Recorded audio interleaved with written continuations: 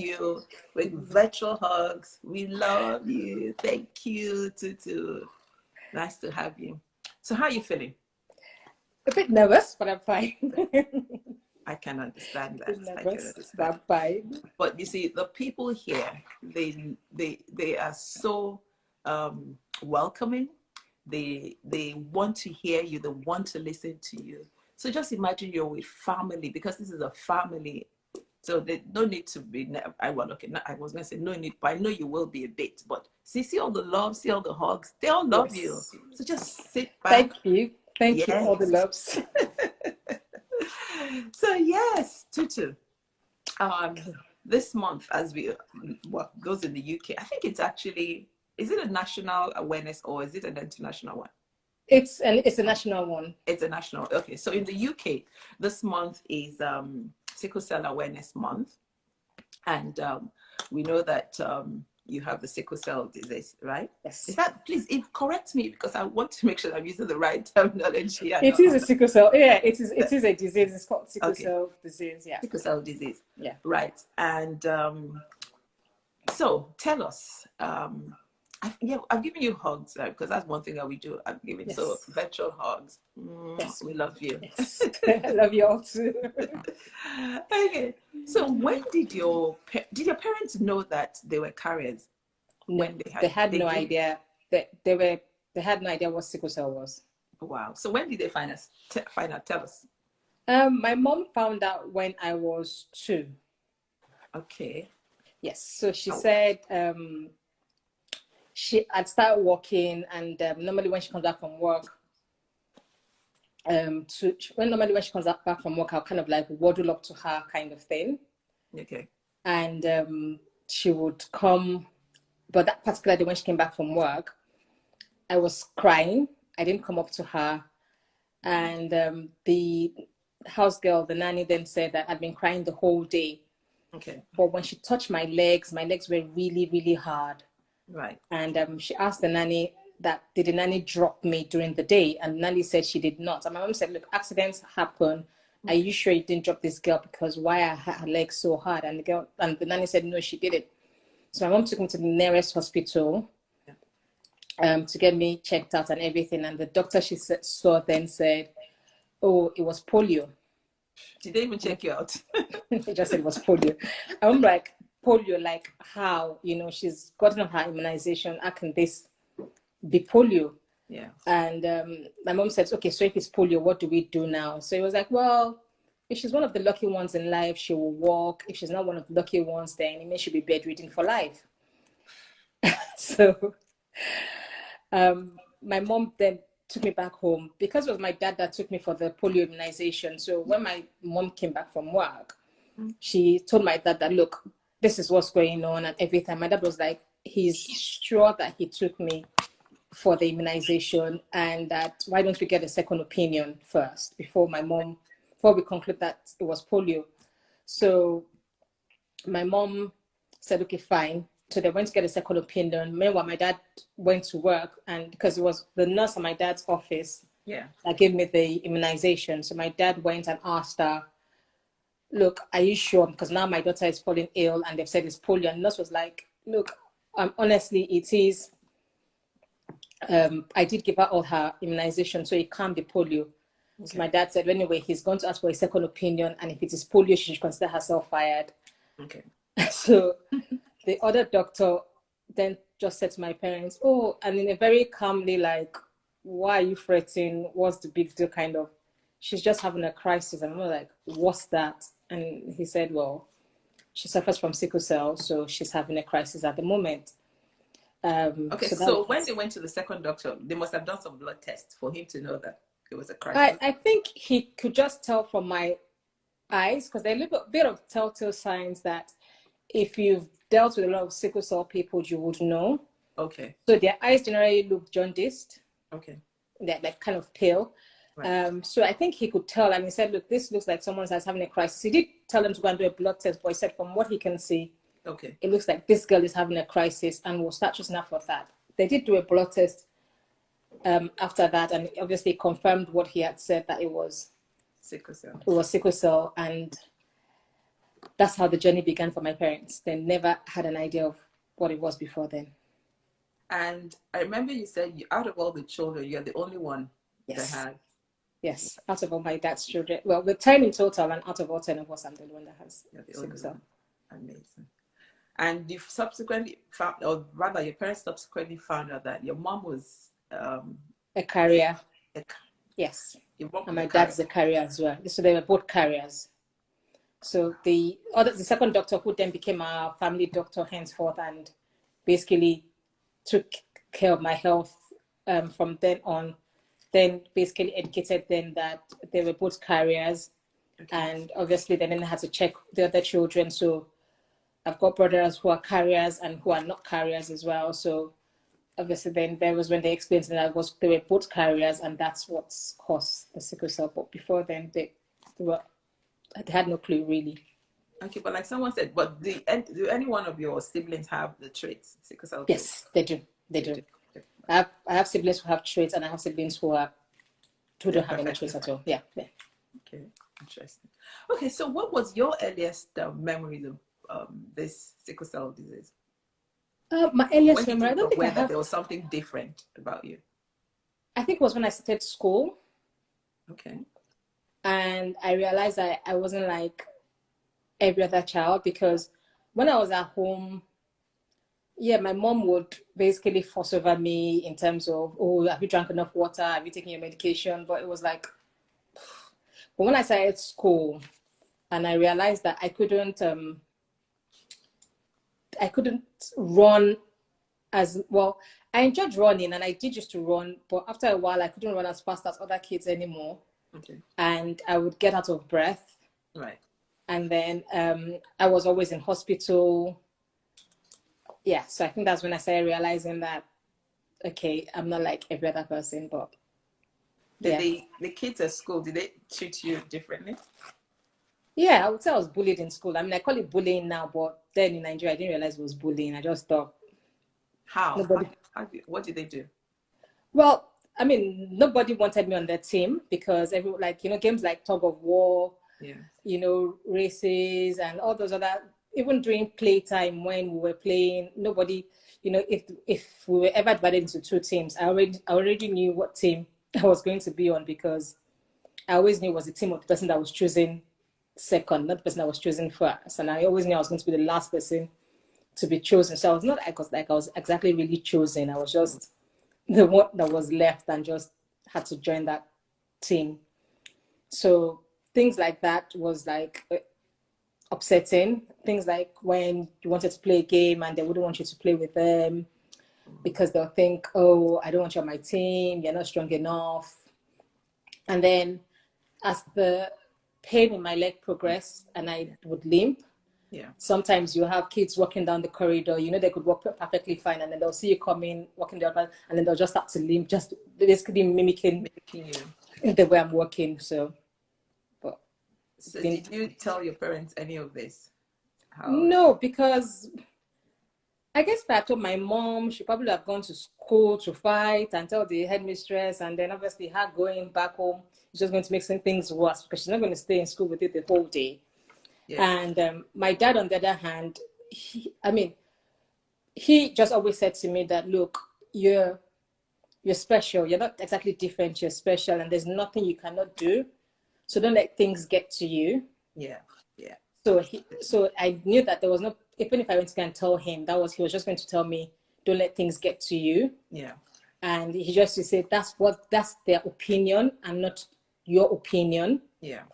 Yeah. So he was the first person that told me the story of the bumblebee. Oh, okay. Tell us the story of the bumblebee. He said to me that scientifically the bumblebee is not supposed to fly. Mm-hmm. But nobody ever told the bumblebee that scientifically it's not meant to fly. Wow. The bumblebee just saw other bees flying and it did what they were doing and it started flying as well. Wow. So you can either choose to believe what other people tell you, mm-hmm. or you can choose to make your own stories.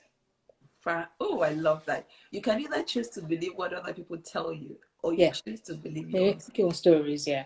Whoa, I love that. I love that. Someone put, I think it was Sister Bola, thank God for godly fathers. Yes, thank God. And Yeah. wow, I love that. Okay, so please continue. Yeah, so that So was it. So how things did you, like that. I mean, I know. at different times, when I had my low points, he would always. So, for instance, when we came to this country to start to study, Yeah. when my dad came on holiday, he'll give my siblings and I money to go shopping, Right. and I'll go shopping with my sister, and we'll come back with bags and bags of shopping. But maybe just out of all those bags and bags of shopping, probably just one pair of jeans is mine. The other bags and bags belong to my sister, because she will find baggings and she'll find things that fit and all that. But I would never find anything that fits in the shop. Why was And that? because I was tall and skinny, Right. Okay. so if I find trousers that fitted my waist, Yeah. they were too short Okay. in terms of lengthwise. Okay. And if I found things that fitted me lengthwise, then they were too big in terms of the waist. Okay. And then even tops just never really used to have any, because I was very, very skinny. It was just like a stick. Okay. And I'll always come home very, very unhappy and moan and complain. And then he would say to me, why are you following fashion? The reason why everybody is rushing to buy that is because somebody has decided somewhere that that is fashion. Why don't you create your own fashion? Why don't you find things that suit you and make that your own fashion? Wow. And that was when I realized that I actually look very good in shirts, and shirts come in different sizes, and I can get different fittings of shirts. So, and that was what got me into wearing shirts, and that Wow. was it. So Oh, I wouldn't go to every regular shop to buy stuff. So when things were in fashion, he would say to me, and then even in sales, said to me, to realize that they're selling last year's fashion in sales. It's not the current fashion. So why are you upsetting yourself over last year's fashion? wow. Your dad was truly a wise man, honestly. Really wise. And yes, I remember when I used to sell make shirts. She was one of my customers, always buying shirts for me. Is this a just a Fira shirt? It is. Because I looked and I thought this looks familiar. Yes, Oh it is. wow. Wow. It And this is. is an old one. This is like, God knows, over 10 years now, I'm sure. Yes, it is. Amazing. Yay! Just the three shirts last. Anyway, so, Yes. okay, you came here and you came to school here, Yes. right? Okay, so what, tell us about your journey then. Um, so I came to school here. I mean, it was quite different from Nigeria in terms of Nigeria was just had one weather. It was hot, and that was just it. And yeah, during Hamatan it got cold, but you knew when Hamatan season was coming. But I then came to the UK that had very unpredictable weather. It's supposed to be summer, but it's cold. It's supposed to be winter, but it's hot. And then one minute you go out and it's really, really hot, and then halfway through the day it's cold. Mm-hmm. So those change of weather started to trigger crisis a lot. Okay. Oh, okay. Go on. Mm-hmm. Yeah. So those unpredictable change of weather started to trigger crisis a lot. But then I quickly learned that, look, when even regardless of whatever the weather is, Yeah. even in the heat of summer, I would not go out without a jumper or a denim jacket at least, even if I don't have my full winter jacket. Okay. So I started managing it, and it became better. Okay. So health here was definitely better than in Nigeria, yes. You remember I said because I heard that somewhere, I don't know where I heard it from. Someone said that the hot weather is better for people who have sickle cell. No, not necessarily, because the hot weather causes dehydration. If it's too hot, you can easily get dehydrated, especially if you don't have enough water on you. Okay. It's the unpredictable change in weather that usually causes crisis, because when it's cold, at least if you're leaving the house and you know it's cold, you kind of get yourself ready. You kind of basically wear the appropriate level of clothing. Okay. But then again, if it's so cold and then you get halfway out and then you become hot, Yeah. that can also cause a problem. Oh wow. Okay. Yeah. So, and then also if it's too hot, you can also get dehydrated. So you just need to be able to kind of balance it and just walk your way around the weather, really. Okay. So yeah, go on in your Yeah. journey. So you Yeah. went. So that was it. So I came here, and by the time I came here, I was 18. Yeah. So I started by then I had realized the triggers. Okay. as in things that could easily trigger The crisis. the crisis. So I had learned to manage it a bit more. Right. So Yes. you could recognize when the crises were coming. I could recognize when the crises were coming or things that I could possibly do or not do that would trigger a crisis. Okay, so like what? So, for instance, for me, physical exertion does not trigger a crisis. I might get tired. Right. So, say for instance, if I decide to clean the whole house from top to bottom the whole day, Yeah. I would not necessarily get a crisis at the end of it. I might be exhausted and basically be knocked out for the next 2 days just trying to recuperate and gain my breath back. But it will not trigger a crisis. Okay. But emotionally, if I have something on my mind, okay, either someone has really, really upset me, or I'm trying to get through something and I can't basically figure it out, and I have a lot on my plate emotionally, right. that could trigger a crisis. Oh, really? Yeah. Okay. So that means you had to learn to manage your emotions. Yes, I've had to learn to manage my emotions. So I'm not afraid to cut people off if I know that this person is going to, if this person becomes like someone that is going to keep bugging me and causing me to I'm not afraid to. I love you, but But it was nice when we lasted. Yeah. Yeah. Wow. Okay. So, okay, I know you went to uni. Let's go to marriage. I know you're married. I mean, we know you're married now, but yeah. Were you at any time apprehensive about getting married? No, I was never. I guess because growing up, I always knew I was going to grow up, even though you know how it is that they'll come and say, oh, people that have sickle cell will die at the age of 12, they'll die at the age of 18, they'll die at the age of this, they'll die. It never really bothered me. When they came to tell my mom, I said my mom that, look, don't mind them. Why is it that it's only bad news that they know? Why do they ever know people that live long?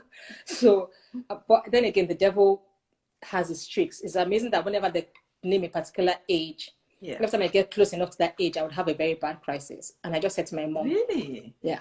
Wow. Okay. And I said to my mom, I said, it's all in the mind. You need to get it out of your mind. It is not going to happen. I am going to be married. I'm going to have kids. I'm going to go to uni. So I was never, ever afraid of getting married. Yeah. And even when I was a single person, my sister used to really tease me. She says that, oh, Tutu, when you meet a guy, it's almost like you say, hi, my name is Tutu, I'm SS. And I was like, no, that's not true. She's like, yeah, that's almost like, that's the first thing you say. Where I was like, well, because I don't have time for time wasters and I don't want people to come and basically let's know what we're getting into. Okay. But that was different when I met my husband. But and that was because before you met your husband, let's go back. Were there guys who found out that you had sickle cell and they left? Yeah. I mean, it was whenever I was in a relationship, because the thing is, when you tell people, oh, I've got sickle cell, it's like, it's one for you to say it. It's one for them to really see you when you're actually having a crisis. So no, I was like, oh, there's no big deal. And like they say, talk is cheap. Yeah. So sometimes all the time, I always prayed when I find out that a relationship is getting serious. I know it's stupid and I'm not advising anybody to do it, but I always prayed that I had a crisis. So that you could see the real you. Yeah. Yes. I always prayed that I just wanted to go into a crisis. I always prayed that a crisis would come, because when I'm in pain, there's no pretty face, there's no being touche about it, there's no niceness, you cry anyhow, anywhere, and just scream for help anyhow, anywhere. So yeah, and then I'll find out that it's either during that crisis, the person the nice ones, the horrible ones, once you have that crisis, they leave immediately, they never come back. The nice ones would stay, and once you are much better, they'll just pick up a fight over something absolutely meaningless. Yeah. Something as silly as, oh, you said you were going to get here at 2:00. You kept waiting for 5 minutes, and you're thinking all this argument now on top of 5 minutes, and that was it. Okay. Yeah. And then you met your husband. Okay, tell us how you guys met. Okay, so when I met my husband, I had just broken up from another relationship, and I think at that point in time I was done. I was done because the guy I broke up with, I found out that he was cheating. Well, it was cheating on me or attempting to cheat on me. And it was with my cousin. Wow. Because my cousin kept telling me, oh, do you know, this guy is always saying this and he's always saying that. And but when she said it, I just used to think, just, you're being OTT. He probably doesn't mean it. Just probably just joking with you. And I'll make excuses. But she kept saying it. So I thought, okay, you know what? I'm not going to ignore her feelings and I'm not going to ignore what she's saying. Yeah. So one day I confronted him and I said, what's up with you and my cousin? And he went quiet. I was like, I'm asking you a question. What's up with you and my cousin? Yeah. And I was like, oh, why are you getting so angry? Why are you getting so upset? Is it because it's your cousin? If it was somebody neutral and that you never knew, will you be equally upset? And I was like, what do you mean will I be equally upset? Can you imagine? I said, what's going on here? And he said, oh, well, you know, I like you. You're a lovely person. You've got a beautiful heart. All that story. But what would you do if I get married and I don't tell you? And I was like, huh? If you get married and you don't tell me, obviously you can't be getting married to me because there's no surprise wedding. So you can't be getting married to me. He was like, yeah, but you know, I like you. You know, you're a wonderful person. I'm just going to get married, though, just so that the person can be giving birth to children for me. Not that I really like the person, but then you'll be my main person on, Oh my you know. And I was like, oh, so I should be your side chick or what? He said, no, you're not side chick. I'm the main chick. That one is just baby mama. And I said, no. Never. Plus side chick, plus baby mama. I'm not doing, you know. So at that point, I was just done. I was just done. I mean, like someone said, shameless somebody. Can you imagine? Oh gosh, nonsense. Yes. Yeah. So at that point, I just thought, you know what, I'm done. As in, I'm done with all these guys kind of thing. I'm just going to be happy serving God. Because then I had become a Christian. You didn't mention that. You forgot to mention that, or rather, I didn't ask. You come from a Muslim background. Yes. So I come from a Muslim background, and so I'd given my life to Christ at that point in time, and I had settled this whole sickle cell thing with God because I had asked God that, look, why me out of 10 children? Why is that at least not 2 of us or 3 of us, or at least somebody else that understands how I feel emotionally? Yeah. Why is there nobody else? Why is it just me? Why am I the only one going through this? Yeah. And God said to me, why not you? And I was like, but God, it's not fair. It's painful.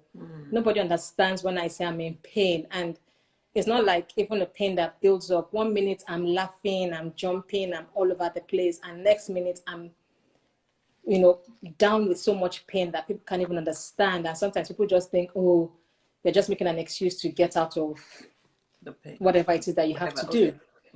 And then God took me to the book of John. Okay. John chapter 9, where in the beginning, where Jesus met a man who was born blind. Yes. And the disciple asked him, who sinned? Was it the man that sinned, or was it his parents that sinned? Yeah. That caused him to be born blind. And God said, nobody sinned. Neither him nor his parents sinned. He was just born blind for God's name to be glorified. Oh. So God said, you are created the way you are, that my name may be glorified. So I said, okay, fine, we have a deal. The pain is much, so you have to please help with this pain. That is not too much when it does come, but let your name be glorified. So I then realized that, okay, you know what? Cool. It's actually quite cool to be used by God for his name to be glorified. And so I was like, May I ask, how old were you around when you had this conversation with God? I was about 25. Okay. Now, before then, at any time, did you think, you know what, I just want to end this life. I'm fed up always. I didn't think I wanted, I wasn't bold enough, should I say, think enough to want to commit suicide. I didn't want to commit suicide, but I always felt maybe when I had a very bad crisis, sometimes I thought, okay, God, maybe let this one be the one. Take me, okay. Yeah, the last one that just takes me, then at least I won't have to be so much of a burden on my family. I won't have to be stressing them out, because obviously, you know, when you're having a crisis, a crisis doesn't write a letter to you that, oh, I'll be coming in 2 days' time, so everybody should plan. So you just never know. Yeah, you just never know. So which means that it throws what every other person is doing Yeah. into out into the air. So people that have had plans will have to change their plans and everything. So sometimes I feel, okay, God, let this one be the one that just ends it. At least they'll cry for maybe a year, and then they'll get over it, and then time is a healer, and everybody will be happy. But I never thought to myself to commit to that. Oh, we thank God for His word. That is now. Yeah, you told me the word of God is your anchor. That's what you hold Yes. on, especially the word Yes. He gave you. Yes. Okay. Yeah. All right. So yes, how you met your hubby? Let's go. So yeah, so obviously I just finished with this other relationship and I was done. I wasn't in the mood for relationships anymore. I was just like, you know what, forget it. People are going to come and tell you what you want to hear. So Yeah. I was in church and pastor made this announcement about this guy that used to DJ in clubs and now has given his life to Christ and now wants to do something for the kingdom, and he wants to have it was during the summer and he wanted to have like a summer jam to raise money for Sickle Cell Society. And at that point, I thought, interesting. Why Sickle Cell Society? So I walked up to him after service and I said to him, why are you doing this? And he was like, what do I mean? Why is he doing this? I was like, oh, why is he raising money for Sickle Cell Society? Like, no, not that. I'm kind of like trying to put down what he's doing. But, he had people raise money for cancer. You hear save the dog, save the cat, save the animal, everything else apart from, apart from sickle cell. So why that? Did he have a sibling that died from sickle cell? Did he have a friend that died from sickle cell? Does his girlfriend have sickle cell? I was just talking like someone that had verbal diarrhea, really, because I was really excited. And I was like, no, nothing that, he just kind of felt that. Actually, he said something along the lines that God told him to walk from Luton to Scotland or something ridiculous like that. I don't know, some kind of, and he said he didn't understand what that meant. Okay. So he just thought, okay, you know what? And said, God said he should do it for sickle cell. So he thought, since he didn't understand what that meant, he thought, at least he knows of the Sickle Cell Society, he would raise money for them. Okay. So that was what he was doing. So I said, okay, anyway, whatever it is, if you need help, let me know. I'm happy to help you. Okay. And that was it. So I filled the form because it was people were signing up for the event. So I signed up for the event, and obviously my number was in it. I was like, call me if you need help with the event. So the following Sunday, he called me and said, oh, he's stuck on the motorway. Do I mind help manning his desk to sell the tickets, and he'll be in church soon? Yeah. So I thought, okay, yeah, sure, no problem. So I did that and kind of ended up helping him with the event, and that's how we became friends from there. Yeah. Okay, so from friendship, so from friendship. So from friendship, we're friends. Actually, we're very good friends. And funny thing was, he wasn't in a relationship then as well, and I try and hook him up with people as well. Really? And then he'll tell me, yeah. And sometimes he'll tell me that, oh, I like this, that he likes this particular girl. What do I think of her? And I was okay, let me go and help you check her out. And I was like, oh, she's okay, she's not bad. Take her to the cinema. And then, I'll tell him to do this. And, sometimes I buy her this and she might like this. And we're like that close as friends. Okay. And, so I never really thought of him as a boyfriend or husband. As a boyfriend or anything like that. So I never even thought we were going to date and everything. So, but that's just closing friends. When I had crisis in between, he'll come to the hospital, he'll sit with me. I think it was the one person I never prayed that I should have a crisis while I was dating, because I never thought. But of him as a boyfriend. Yeah, okay. Yeah. But even when I fell into a crisis during that time, he would come to the hospital and he'll sit with me and we'll talk. And then one day he just said to me that, oh, he knows this is not right, but he thinks he's beginning to develop feelings for me. Ooh. And all that. And this was getting close to Pursuit of God. Okay. So I said to him that, okay, you know what? Pursuit of God is coming. Let's go and pray about it, and let's go and ask God and see what God says. Okay. And we kind of promised each other that even if God says no, we'll still be friends. Okay. So we went, and then there was Pursuit of God. And then he came back after Pursuit of God. And that Pursuit of God, I remember for those who don't know, Pursuit of God is a program that we have at our local church, Jesus House. It's usually the month of June. June, yeah. 21 days, sometimes 30 days. Yeah. Okay. Yes. So at the end of that particular pursuit of God, the last day, Pastor said, when last did you write a love letter to God? Okay. That, you know, we should write a love letter to God and tell him everything that we want and everything. So after the service, he now said to me that, what did I put in my love letter to God? I was like, what's your own now? They said love letter to God. You're not God now. It's not your business. I wrote to God and everything. He now said anyway that when he was praying, that God told him that he should take a step of faith and I'm the one for him. I was like, please, I don't hear that word again. I don't hear that phrase, take a step of faith again. That I've heard that phrase and I'm tired of that phrase. So God cannot be telling you to take a step of faith. So please go and ask God for something else. Don't come and tell me because we just finished pursuit of God.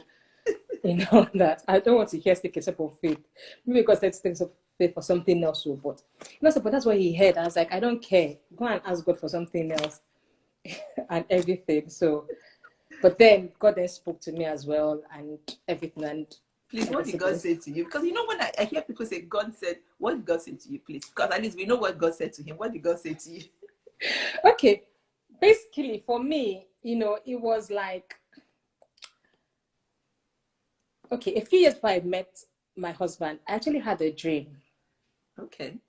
That, you know, this guy, he didn't look like my husband in the dream. But anyway, there was a guy came up to me and the guy actually had a child. Okay. And then there was a guy asking me out.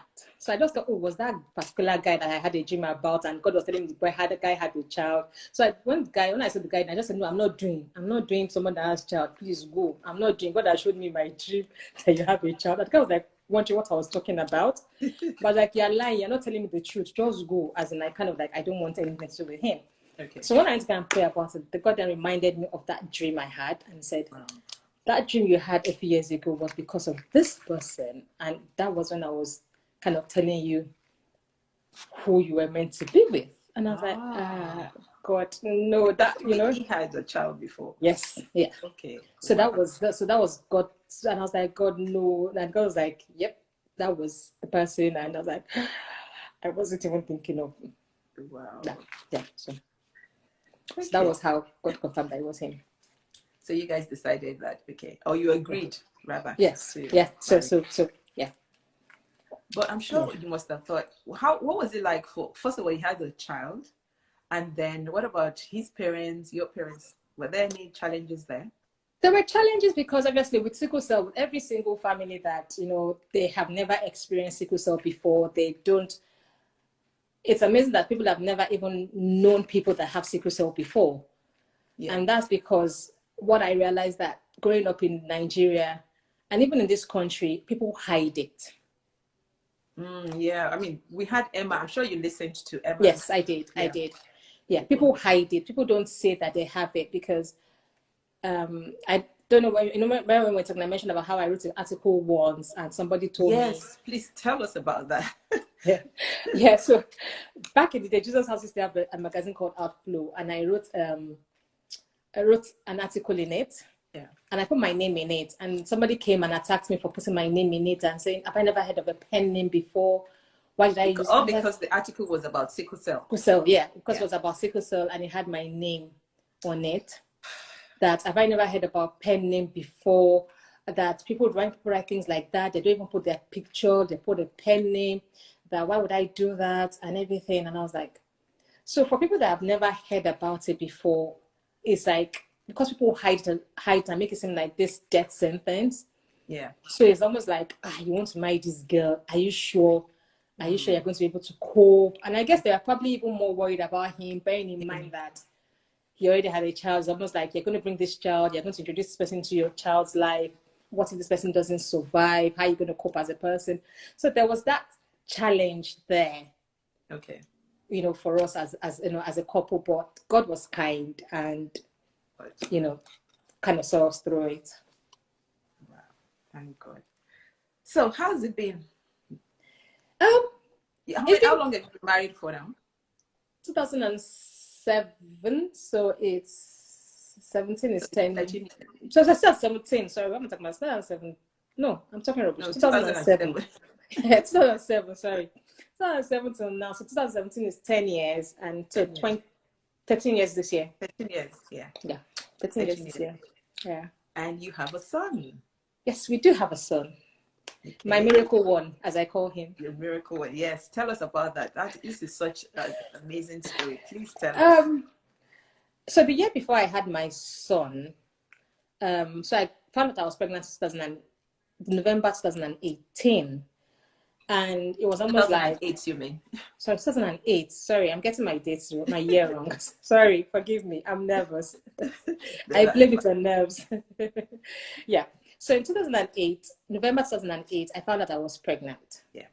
And it was like the first few weeks of the pregnancy. Yeah.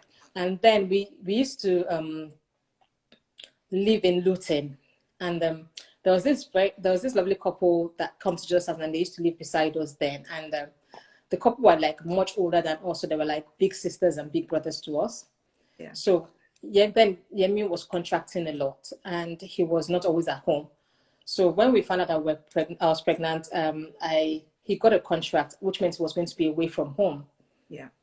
So he now told the couple, so he told the wife that, look, that her sister said, look, your sister is pregnant, make sure you keep an eye out for her and all that. So Yemi left to work on Sunday. On Monday morning, I found out I was bleeding. Okay. So on Tuesday, I went to see the GP because I thought it was a minor thing. So I went to go and see the GP. Right. And GP just said to me that, some people bleed throughout pregnancy, that I just needed bed rest and all that. So I should go back home and rest. Okay. So I went back home to rest.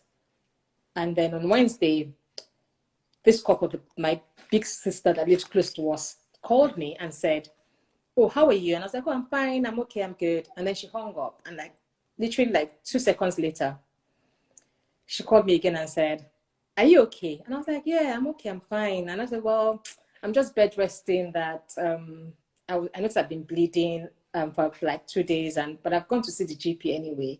Okay. And he said, some people bleed throughout pregnancy, so I should just bed rest. And she was like, did you do any test? I was like, no. Said, so your GP didn't do any test and told you to go home and bed rest. And you heard and you didn't ask for a test and you're going home to bed rest. And she said, look, I'm going to hang up now. I want you to call the early pregnancy unit and I want you to go and get yourself sorted. Right. Or checked out. And she's one of these big sisters that you have that will not let you be. When she tells you to do something and tells you she's going to call back in an hour, she's going to call you back in an hour on the dot. So I just thought, I really want to chill. I just want to have a bed rest, but I knew she was going to call back and I knew I couldn't lie to her. Okay. So I decided to call the early pregnancy unit and went in for an appointment. They said, they don't do appointments. I can just walk in, but it's going to be a long wait. Right. So I thought, okay, fine. I still didn't think anything of it. I went and then I got there and you know how it was my turn. They did a scan and then the guy was having some funny look on his face. Didn't say anything. Went out and then came back with another senior colleague. At which point I thought, okay, what's going on? What's going on here? Why are you guys having funny faces and everything? And they're like, oh, well, all the signs show that you're pregnant, but we can't find the baby. I was like, huh? They said, there's no baby in your tummy, but all your signs show that we are pregnant. So we're trying to look for where the baby is. Yeah. I was like, that's not making sense. As in, I can't comprehend that. Okay. So eventually they said, oh, we found the baby. The baby is growing in your fallopian tube. Oh, wow. So we'll have to take you in for surgery. Wow. At that point, I was really upset. I was crying. I called Doc, but he didn't pick up. Then I think I called you, and you said he wasn't around, but you must have called him to let him know I was trying to get through to him. So Doc then called me, and by the time Doc called when I was there, the doctor was there. And Doc said, oh, I should give the phone to the doctor.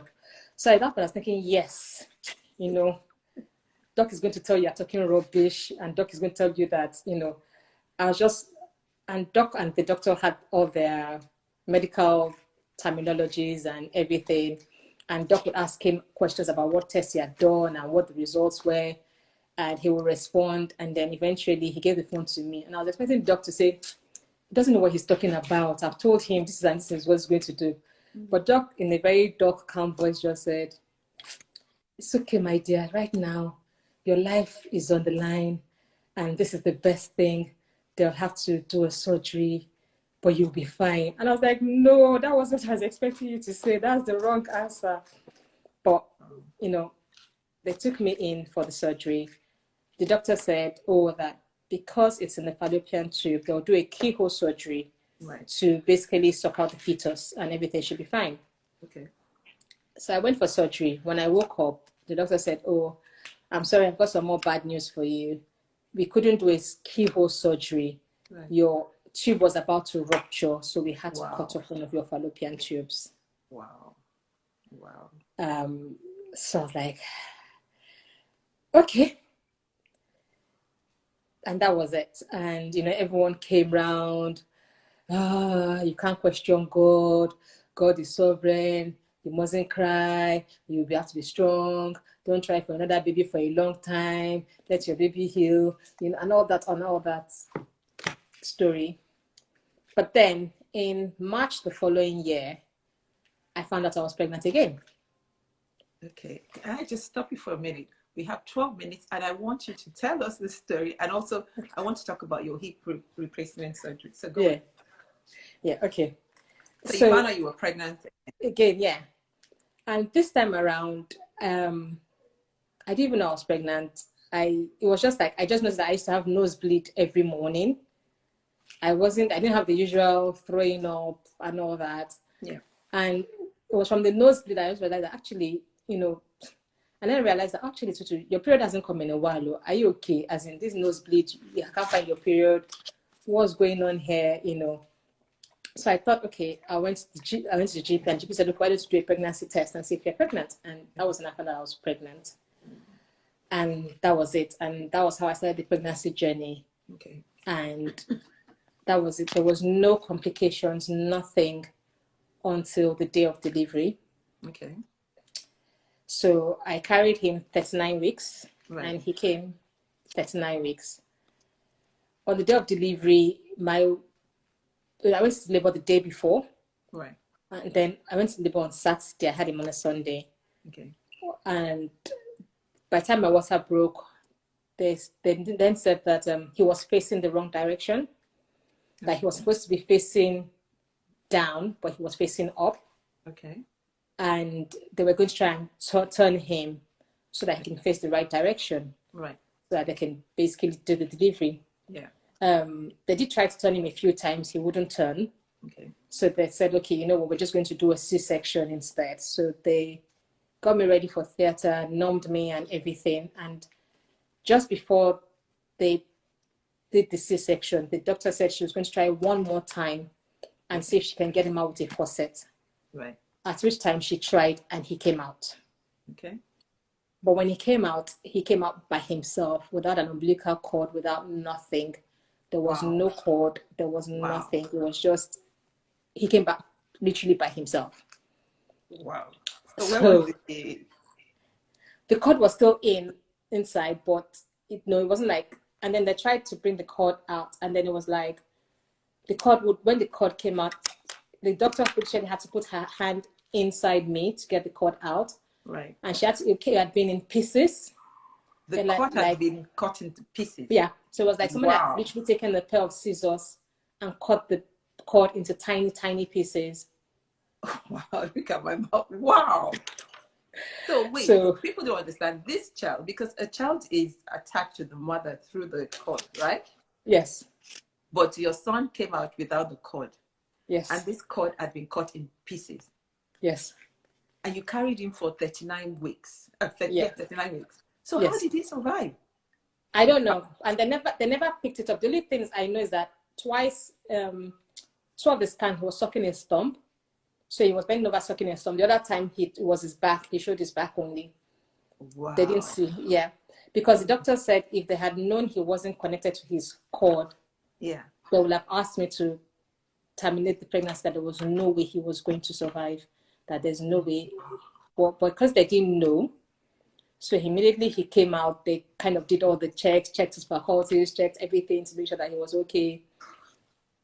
Wow. This is truly a miracle baby. Wow. So what is this something that's happened? No, because when we went for because the baby, so they had to weigh him, and then they had to keep every time they brought out a piece or pieces of the tube. Yeah. They'll weigh it to make sure that they are taking every piece out, because the cord had to weigh in proportion to the size of the baby. Okay, so that they could.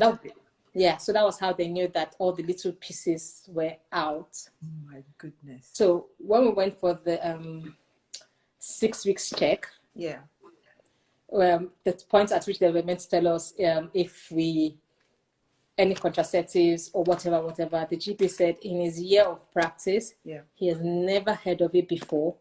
He doesn't know a name for it, because he knows if he tells us a name, we'll go and Google it or read about it. There's nothing for him to tell us. He's never heard of it before. He's never seen of it before. They don't understand how he survived. Wow. They can't explain it. God, it's just amazing. Honestly. Wow. So all he can say is that he's not even giving us any form of contraceptive whatsoever, because he knows as a doctor he's not supposed to be saying this, but even contraceptives come with their side effect. Yeah. And if without a contraceptive that has happened, let's not complicate issues any further. So wow. Just go. Our God is awesome. Because this baby has defied all odds of survival. Yeah. Not having the cord attached. How did he feed up? God must have fed him. That's right. When people say to me things like cravings, I say to people, I never had cravings when I was pregnant, because I don't know what it feels like to have a craving. Wow. Because I never had cravings. Wow. Awesome. God. The only thing I noticed that when I felt he wasn't moving, there were times when I felt, okay, you know, when they tell you babies are supposed to move X amount of time in a day. Yeah. When I felt he wasn't moving, if I play a worship song, he would move. Whoa. When we come to church on Sunday, when the choir is worshiping, he would be moving. He won't stay still. When pastor starts to preach, he goes quiet again. When the choir comes back up again, he moves. And the worshiper, you had the worshiper in you. Wow. So, that was the only way, like when I couldn't feel him or whatever, I just played a worship song and he would move, and I would, okay, fine, he's fine. But it never even occurred to me that to even tell the doctors that this was going on. Yeah. Man, God is just awesome. Unexplainable God. Seriously. Awesome. Okay, we have like 6 minutes more. Please. Now, you had hip replacement. Tell us about that. Tell us about that. Okay. And is this something that happens with most people that have sickle cell? It does happen with people that have sickle cell, but where it affects them is different. Okay. Because what it is that it's as a result of the degeneration of the bone. Yeah. So because the sickle cell blood doesn't carry enough oxygen in it. Yeah. So it's like that area of your body becomes starved of oxygen. Okay. So after a while, the bone there becomes very brittle. And then it starts to break off. So at some point, my leg was hanging to my body, or the ball and socket joint was only connected by a ligament. Wow. It was just the ligament that was keeping them.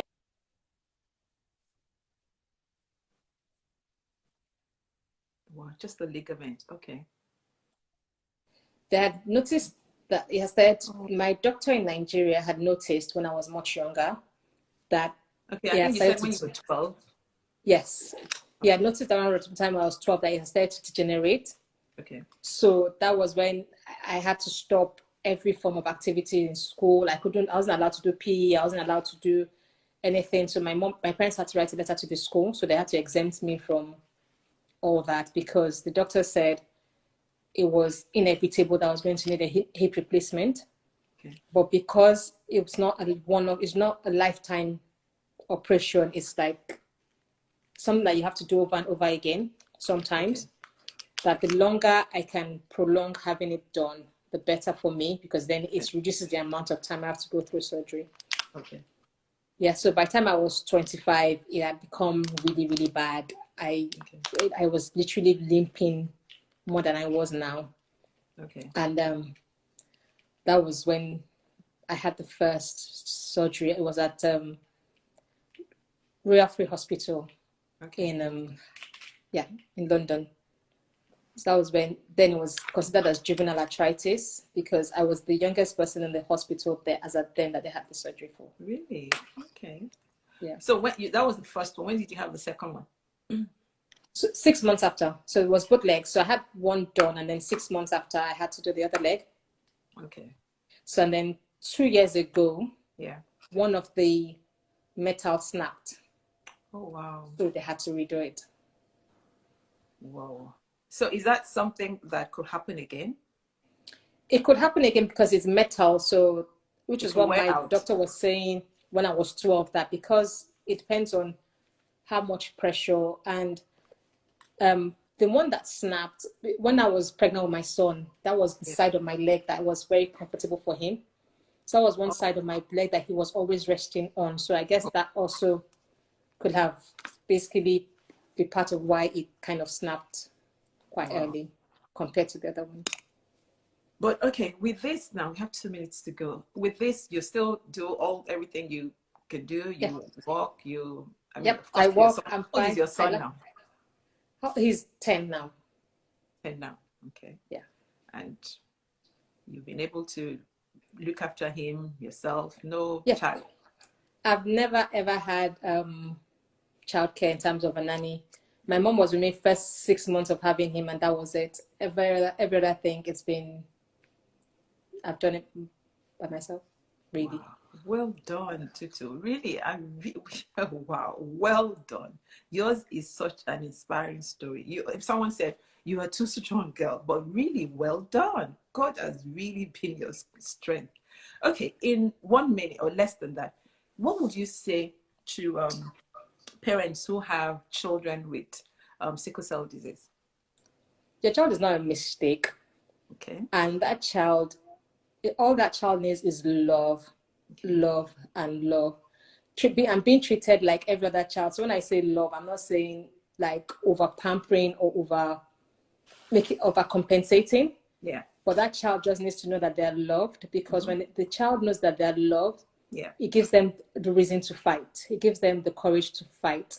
I love that. Because a lot of times when people die, Yeah. apart from the complications, it's also because sometimes people just give up because it's like there's nothing to fight for. Mm.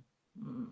Wow. But if you have a child that has sickle cell, let that child have a reason to fight, because they know that they're loved. They're the most precious thing ever.